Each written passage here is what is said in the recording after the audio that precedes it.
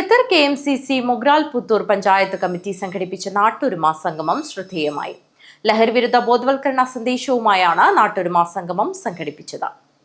Qatar KMCC Mogral Puthur panchayat committee സംഘടിപ്പിച്ച നാട്ടൊരുമ സംഗമം ശ്രദ്ധേയമായി.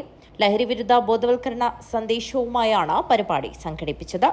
നാട്ടൊരുമ സാമൂഹിക ചിന്തകളിലേക്കും പുതിയ ദിശകളിലേക്കും സമൂഹത്തെ നയിച്ചു.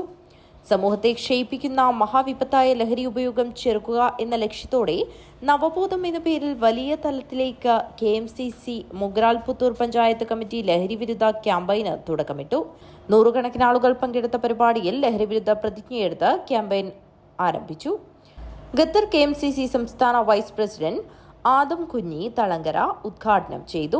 മുഗ്രാൽ പുത്തൂർ പഞ്ചായത്ത് പ്രസിഡന്റ് അൻവർ കടവത്ത് അധ്യക്ഷത വഹിച്ചു. ജനറൽ സെക്രട്ടറി അബ്ദുറഹ്മാൻ എരിയാൽ സ്വാഗതം പറഞ്ഞു.